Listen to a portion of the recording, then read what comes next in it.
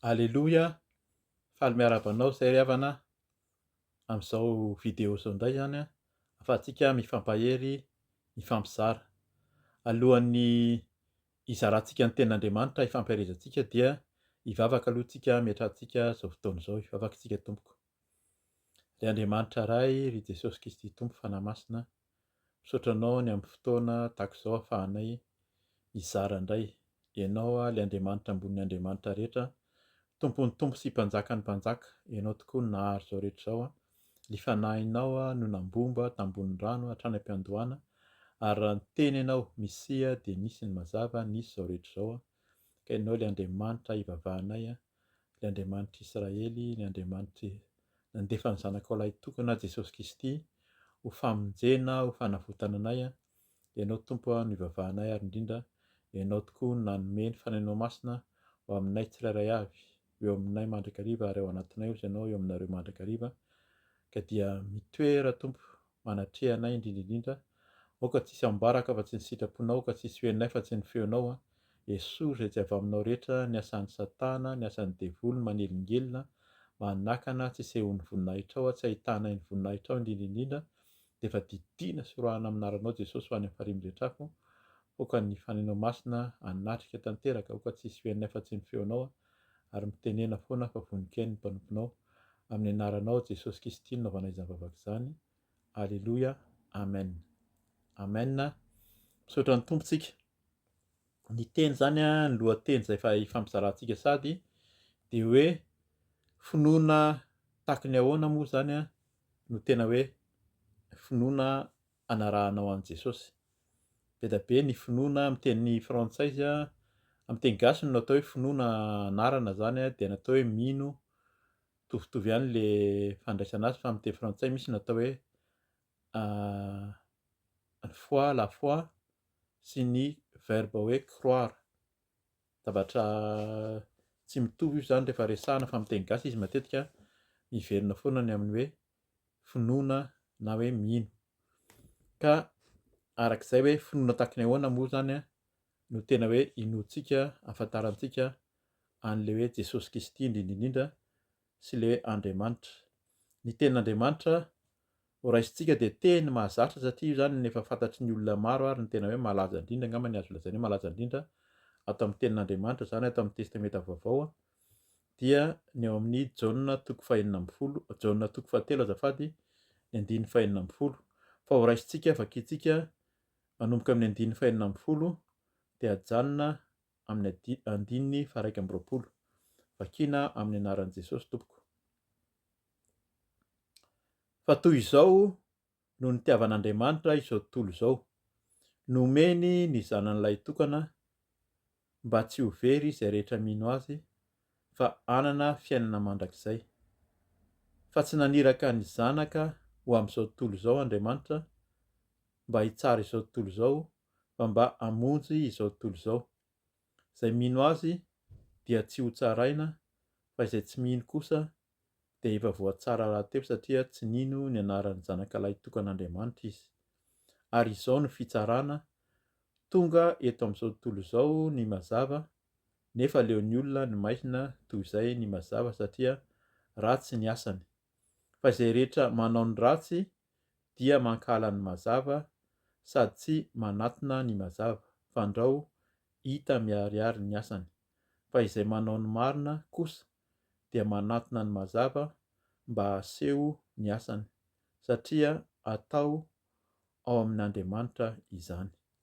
Amen. Tsara ny tompo a, arak'izany teny izany dia teny efa fantatsika zany le izy a, ary efa haintsika ary a, tsy anjery a, fantatry ny olona maro mihitsy zany, indrindra ny andiny fahaenina amby folo eo amin'ny Jaona toko fahatelo, hoe aminaran'i Jesosy hoe fa toy izao no nitiavan'Andriamanitra izao tontolo izao, nomeny ny zanan'ilay tokana mba tsy ho very izay rehetra mino azy, fa hanana fiainana mandrakizay. Arak'izany a dia henontsika tsara fa nisy aloha zany a le fitiavan'Andriamanitra, dia inona nataony? Nanomezany ny zanan'ilay tokana mba tsy ho very izay rehetra mino azy. Izay rehetra mino an'i Jesosy zany a no tsy ho very fa hanana fiainana mandrakizay. De arak'le tenintsika teo zany fampiharezana efa ndresana tery am-boalohany hoe ny tanjona dia ny idirantsika ny fanjakan'ny lanitra, ny an'i Jesosy zany de zay ihany. Fanjakan'ny lanitra zany de fiainana mandrakizay rehefa miresaka momban'ny hoe mitory an'i Jesosy Kristy de hitory ny fiainana mandrakizay zany tsika. Raha vao mitory ny fiainana ety an-tany raha vao miresaka tafahoatra, tsy midika zany hoe tsy hainy tsika, tsy hitady vola na tsy hikarakara ny tenantsika, fa raha ny fitadiavam-bola de izao tontolo izao. Zay zany ny olona tsy mino na ny olona tsy mivavaka tena mahay mitady vola mihitsy, raha zany zany hoe ny faninanana ny amin'ny fitorianan'ny tenin'Andriamanitra. Fa ny tenin'Andriamanitra dia ny ampahafantatra ny olona hoe hiditra any amin'ny fiainana mandrakizay. Ny dikan'ny fiainana mandrakizay zany de any an-danitra. Jesosy zany efa niteny mihitsy any amin'ny Jaonina 4:10 any hoe andeha hozy izy hamboatra fitoerana ho anareo, de ho avy indray koa. Ary zay toerako no itoeranareo koa, zay misy any misy anareo any miaraka amin'ny ray izy. Any amin'ny Apokalipsy izy de efa miteny hoe eo amin'ny seza fiandrianana ilay zanak'ondry sy ny Andriamanitra zany. Zay de rain'ny olo-masina sy ny anjely. Zany hoe any an-danitra any zay foana no efa tenenin' Jesosy raha mbola tetỳ an-tany izy. Eto zany dia zay mihitsy no tanjona. Rehefa tian'Andriamanitra, Andriamanitra nahary ny lanitra sy ny tany fa avy eo mba tsy haverin'ny olona zany mba tafiditra an'le fiainana mandrakizay de nalefany ny zanan'ilay tokana. Be da be ny fanoharana zay manambara an'izany ato amin'ny tenin'Andriamanitra. Raha mamaky tsara tsika any amin'ny Matthieu, Marc, Luc, Jaona eo zany de manambara mihitsy hoe iza ilay zanak'Andriamanitra nirahany. Misy fanoharana moa zany zay nataon'ny Tompo anambarany an'izany hoe be da be fa efa nirahana mihitsy izy. Tonga ary izy de nivonon'ny olona mihitsy zany ao anatin'le fanoharana fa zay mihitsy ny zavatra nisy, fa nosamborin'ny olona izy dia nomborona tamin'ny hazofijaliana. Zay mihitsy nefa ny antony nahatongavany etỳ amin'izao tontolo izao, ny rany handatsaka ny rany teo amin'ny hazofijaliana ka ny rany no fanadiovana. Zay zany no tena hoe hanana fiainana mandrakizay le mino fa izy le zanak'alay tokan'Andriamanitra dia nandatsaka ny rany ka mino tsika fa ny rany Jesosy dia manadio antsika. Io no tena manadio, fa tsika de be fahotana ny olombelona rehetra, fa ny rany Jesosy ny tena manadio. Eto zany miresaka finoana mba tsy ho very izay rehetra mino azy. Eto zany le resaka hoe finoana eto zany no tena mila raisina mihitsy, satria le finoana indraindray zany amin'izao fotoana izao dia raisina, satria zany amin'ny kristianina atao hoe moderna ve sa amin'izao misy antsika izao tsy mitohy amin'le kristianina na le mpianatra Jesosy nanara-dia azy tany am-boalohany. Amin'izao zany de izay mieritreritra hoe efa misaina ako efa mahafantatra fa misy zany Jesosy zany dia mino aho zany fa ho voavonjy ako dia manana ny fiainana mandrakizay.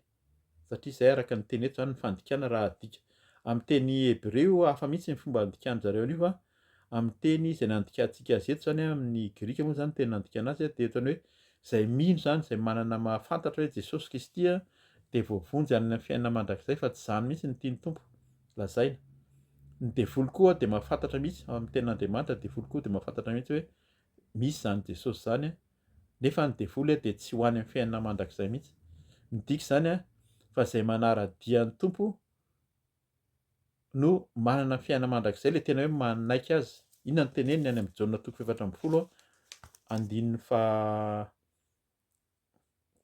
5:10 vakiny amin'ny anaran'i Jesosy hoe raha tia ahy ianareo dia hitandrina ny didiko. Eo aoriana kely eo de izy izao angataka amin'ray ary izy hanome anareo mpananatra hafa mba ao aminareo mandrakizay. Dia ny fanahy ny fahamarinana izay tsy hainy zao tontolo izao raisina satria tsy hitany na fantany, fa ianareo no mahafantatra azy satria mitoetra eo aminareo izy ary ao anatinareo. Zany de teny mazava zany, Jesosy no miteny an'izany. Zay raha tia ahy ianareo de hitandrina ny didiko. Le mitandrina ny didin'Andriamanitra io zany no mahasamihafa an'le mino, mahafantatra fotsiny hoe zay de efa mino rehefa toriana zany hoe mandraisa an'i Jesosy ianao toriana aminao zany de tena tianao tena fantako zany Jesosy manomboka izao dia manomboka izao dia lasa manana fiainana mandrakizay io zany mila tandremana. Fa ny olona manana fiainana mandrakizay dia ny mitandrina ny didiny. Inona le didin'Andriamanitra? Azontsika tohizina sady ny andininy enina amby folo amin'anaran'i Jesosy. Andiny fafito amby folo azafady. Fa tsy naniraka ny zanaka ho amin'izao tontolo izao Andriamanitra mba hitsara izao tontolo izao, fa mba hamonjy izao tontolo izao. Eto zany resaka zao tontolo izao ty dia misy endriny roa le zao tontolo izao efa nisy fampianarana an'izay, ny globe zany le zao tontolo izao na le hoe univers de tena hoe zao tontolo izao zany. Fa ny zao tontolo izao zay resahan'ny baiboly matetika dia le fiainana mahazatra iainantsika etỳ am'izao tontolo izao misy antsika izao zany, etỳ an-tany zany. Etỳ am'izao tontolo izao de le fiainana mahazatra iainan'ny olona rehetra, na mino an'Andriamanitra izy na tsy mino izy na olona izy na olona izy satria be da be ny finoana. Fantatsika tsara fa be da be ny finoana ary be da be no heverina hoe filôzôfia misy fahendrena, misy miteny mihitsy ary hoe ny anazy ny tsara, fa raha mahafantatra tsara ny tenin'Andriamanitra tsika dia ao amin'ny tenin'Andriamanitra ity ny tena misy ny fahendrena ary ao ary ny tena angalan'ny olona ny atao hoe filôzôfia hafa indray. Fa eto zany dia zay mihitsy hoe fa tsy naniraka ny zanaka ao amin'izao tontolo izao Andriamanitra mba hitsara izao tontolo izao fa mba hamonjy izao tontolo izao. Hamonjy zany ny tanjony zay inona ny famonjena efa niresahantsika eo de hoe nomeny ny zanan'ilay tokana mba tsy ho very zay rehetra mino azy fa hana fiainana mandrakizay. Andiny faefatra amby folo ary tsy mivakintsika fa manazava kely an'izany koa andiny faefatra amby folo hoe amin'anaran'i Jesosy. Ary tahaka nanandratany Mosesy nimena rana tany an'efitra no tsy maintsy hanandratana ny zanak'olona andiny fahadimy amby folo mba hanana fiainana mandrakizay zay rehetra mino azy. Zany hoe nasandratra natao teo amin'ny hazo fijaliana zany le mena rana tany an'efitra rehefa mimenimenina ny zanak'Israely any amin'ny Nomery toko fahatelo amby roapolo any misy an'izany dia nimenimenina ny zanak'Israely satria nakany tany an'efitra dia nandefasan'Andriamanitra mena rana hanaikitra azy. Ka zay rehetra nijery ilay mena rana, satria ny teny Andriamanitra hoe manaova mena rana varahany ianao mantsy Mosesy de hatsangano ka zay mijery anazy hozy izy de ho sitrana. Misy zany le mena rana manaikitra ihany fa raha mijery nikaikitra le mena rana le olona mijery ny mena rana be da be any amin'ny tany de tsy ho sitrana mihitsy izy. Fa vao nijery ilay mena rana le olona de sitrana na eo ary le bibilava na efa voakaikitra aza. Ka zay zany le finoana iza moa zany mino an' Jesosy ianao hoe mijery an' Jesosy koa tena manaiky ny didiny satria izy miteny hoe mijere an' Jesosy, zay le hoe didiny. Fa raha tsy mandaiky ianao dia maty ny kaikitry ny mena rana ihany fa mila mijery azy de izy zany no jerentsika, ny masontsika zany mijery amin'izay zao hoe ilay Jesosy Kristy teo amin'ny hazo fijaliana nandatsaka ny rany no famonjena ho amin'izao tontolo izao. Izao ozy izy fa tsy naniraka ny zanaka ho amin'izao tontolo izao Andriamanitra mba hitsara izao tontolo izao fa mba hamonjy izao tontolo izao. Ny famonjena nataony de zay le hoe nanaiky izy ho faty teo amin'ny hazo fijaliana ary ny rany no manadio manafaka ny helontsika fa hatsika miditra any amin'ny fiainana mandrakizay zay ampanantenana any eto. Andiny fahavalo amby folo amin'anaran'i Jesosy, zay mino azy dia tsy ho tsaraina fa izay tsy mino kosa de efa voatsara rahateo satria tsy nino ny anaran'ny zanakalahy tokan'Andriamanitra izy. Io zany misy ihany kaiky le fitsarana. Zay mino azy de tsy ho tsaraina, zay zany le resahantsika teo hoe iza ilay mino. Eto zany mbola hisy fanazavana kely eo ambany eo gaga tsika ny amin'izay fa arak'le teny teo hoe tsy ilay mino hoe za mahafantatra fa misy zany Jesosy zany de hitako izy de manao mandeha makany am-piangonana koa de makany amin'ny fiaraha mivavaka de zao no ataoko zay de manao tokopira, miditra fikambanana, mitarika fa ny tena tian'ny tompo, ny tena tsy ho tsaraina dia ny manaiky ny didiny, mankatoy ny didin'Andriamanitra. Io didin'Andriamanitra io dia tena hoe aza mijangajanga, aza mamono olona, aza mangalatra, aza mandainga na ny lainga fotsiny ary any amin'ny apokalipsy any izy any amin'ny faraparany any mampirisika anao hamaky satria be da be ny tenin'Andriamanitra ao miteny mihitsy fa na ny lainga ary dia mitondra antsika amin'ny fahavarezana ny dikan'izany a, any amin'ny elo, any amin'ny farihy mirehitra afo, zay koa zany mila mino. Fa misy ny farihy misy ny elo ary misy ny fiainana mandrakizay. Zany ao anatin'ny finoana daholo, fa misy ny olona zany mino an' Jesosy izy a, fa tsy mino hoe misy fiainana ratsy ka ataony ihany ny fiainany a, manao zay danin'ny kibony ihany izy ety amin'izao tontolo zao ety arak'le resahantsika eto a, fa tsy maintsy ho tsaraintsika zay mino azy dia tsy ho tsaraina. Fa zay tsy mino, zay tsy nino ny anaran'ny zanak'alahy tokan'Andriamanitra,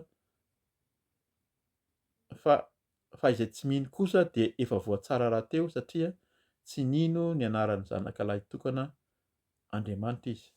Zay zany aloha voalohany indrindra koa, tsy voalohany moa zany satria ety amin'ny mpanomboka ny tenatenan'ny fampielezantsika dia ilay Jesosy Kristy ity resahana eto dia zanak'alahy tokan'Andriamanitra. Mila fantarina daholo zany hoe zanak'alahy tokan'Andriamanitra izy a le zanak'ondry. Jaona Mpanao-Batisa de miteny an'izany mihitsy. Eo ambany kely eo a de miteny mihitsy izy hoe za hozy izy de tsinotsinona.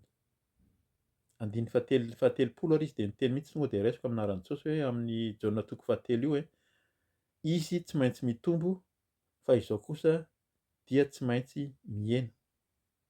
Io zany ao aloha kely izy miteny hoe izaho koa manao batisa amin'ny rano fa le ao aoriana koa le Jesosy Kristy no hanao batisa anareo a ny atao hoe fanahy masina. Jesosy a manao batisa amin'ny fanahy masina zany izay mandray an'i Jesosy a de tena mino dia lasa feno fanahy masina dia vita batisa amin'ny fanahy masina.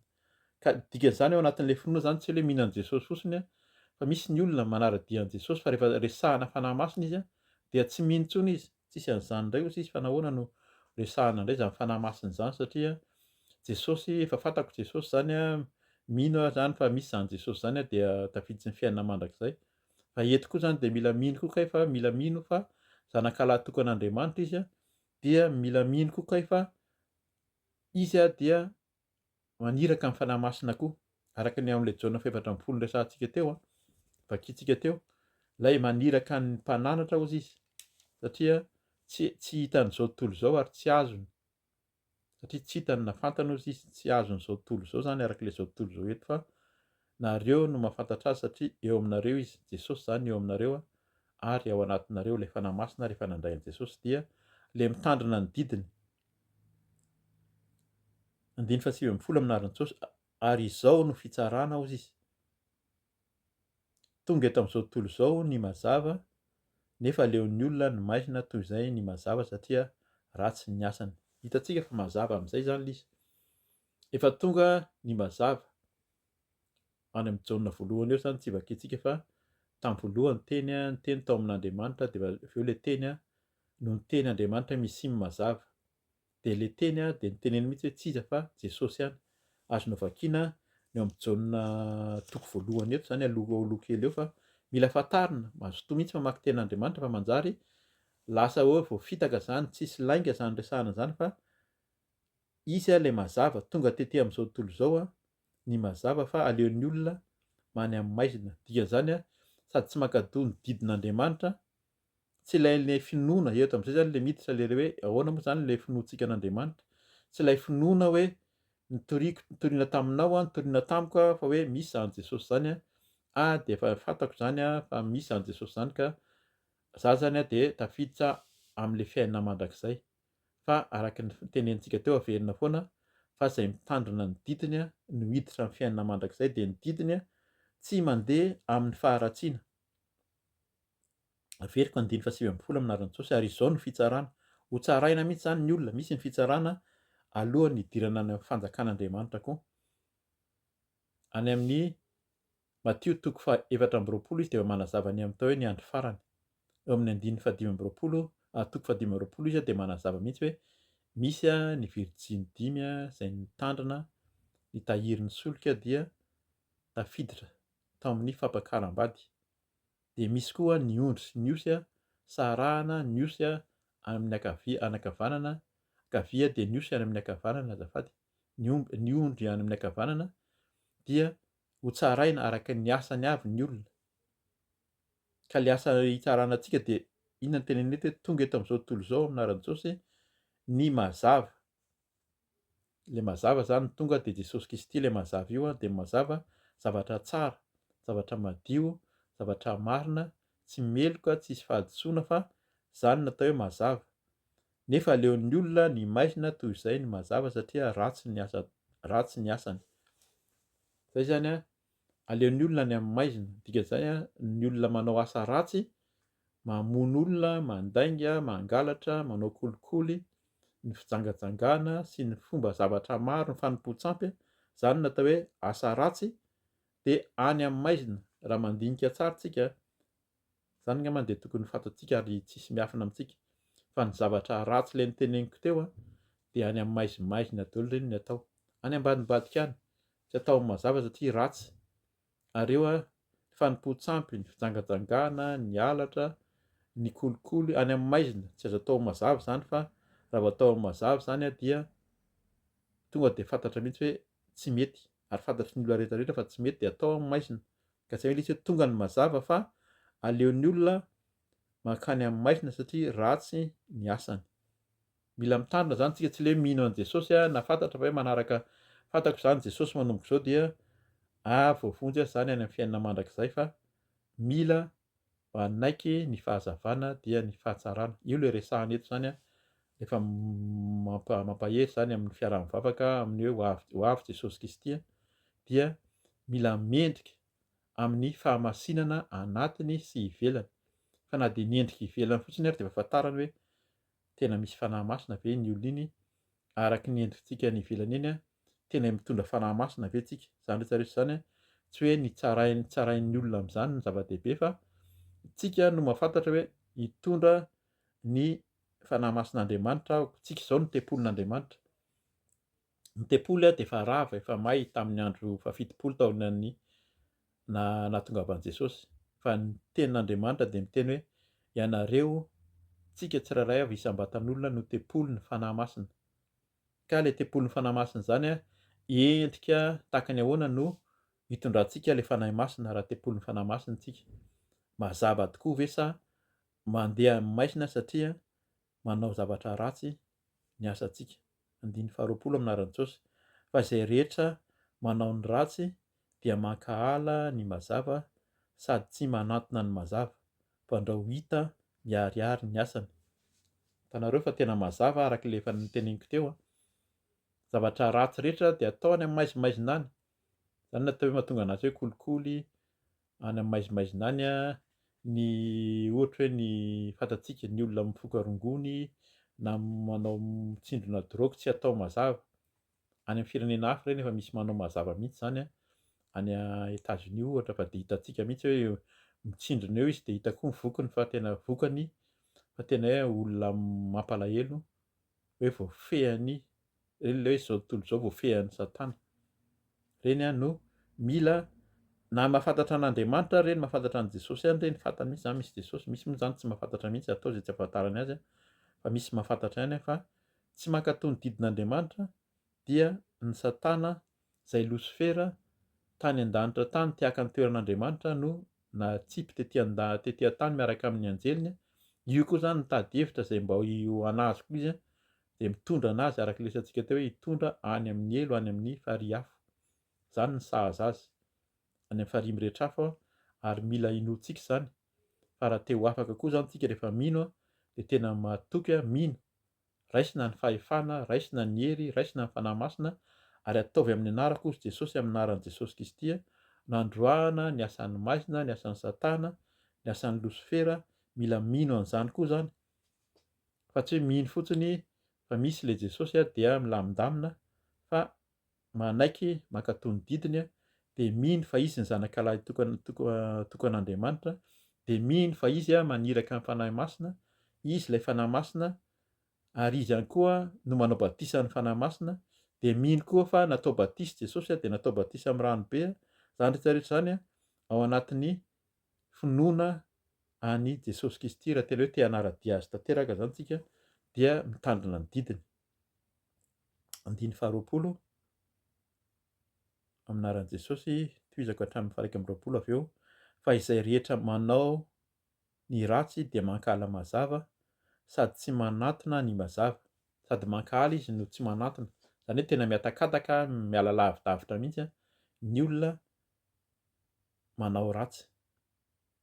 Raha ao anatin'ny faharatsiana ianao ka miatakataka amin'ny mazava dia mihevera fa dikan'izay zany ho tsaraina arak'izany dia arak'ilay teny teo hoe na mahafantatra an' Jesosy ihany ve ianao ho tafiditra am'le fiainana mandrakizay, sa le mino fotsiny ihany, sa le tena hoe mankatony didiny sy manaiky ny sitrapon'Andriamanitra. Andiny faha raika amby roapolo farany amin'anaran'i Jesosy, fa izay manao ny marina kosa dia manantona ny mazava mba haseho ny asany satria atao ao amin'Andriamanitra izany. Zay zany raha manao ny marina isika mandeha amin'ny fahamasinana dia manantona ny mazava. Mazava dia Jesosy Kristy mahasahy manantona an' Jesosy, tsy menatra intsony zany ary io le lasa hoe zanak'Andriamanitra ary. Misy miteny foana hoe averina foana hoe lasa zanak'Andriamanitra hono izy zareo de hoe mirehare koa nareo manamary tena fa tena lasa zanak'Andriamanitra, lasa mpandova miara-mandova amin'i Jesosy amin'ny fanjakan'ny lanitra rehefa hoe mandeha mino an' Jesosy Kristy mankatony didiny ary manao ny marina, fa izay manao ny marina kosa dia manantona ny mazava. Tena mandeha maharaky ny fahazavan'Andriamanitra dia tsy menatra, tsy matahotra mba haseho ny asany. Mila seho am'izay zany le asa ho hitan'ny olona, zay mi zany mila fantatra foana zany amin'ny asantsika, fiainantsika andavanandro na iza alehantsika de mila fantarina. Io zany mila fantatry ny olona, hoe fantatry ny olona tokoa hoe tena hoe mpanompon'Andriamanitra tsika amin'ny fiteny, amin'ny fihetsika, amin'ny fanao, amin'ny fomba rehetrarehetra, fa aseho ny asany. Ny asan'Andriamanitra zany aseho amin'ny fiainantsika isan'andro isan'andro ankoatran'ny hoe aseho amin'ny finoantsika zany, satria atao ao amin'Andriamanitra zany zavatra rehetrarehetra zany dia atao ao amin'Andriamanitra ka dia misaotra ny tompontsika amin'ny tenin'Andriamanitra manazava fa tsy le finoana mahafantatra hoe misy zany Jesosy zany dia lasa hoe tian'Andriamanitra tsika satria zany ny itiavan'Andriamanitra zao tontolo zao nomeny ny zanan'ilay tokana mba tsy ho very zay rehetra mino azy fa hanana fiainana mandrakizay de mijanona eo. Zay le izy zany, zay zany no hazavaina matetika fa raha vakiantsika tsara ny tohiny ao aloha sy aoriana dia misy fitsipika sy didy zavatra faritana tokony atao amin'ny fanarahana an' Jesosy.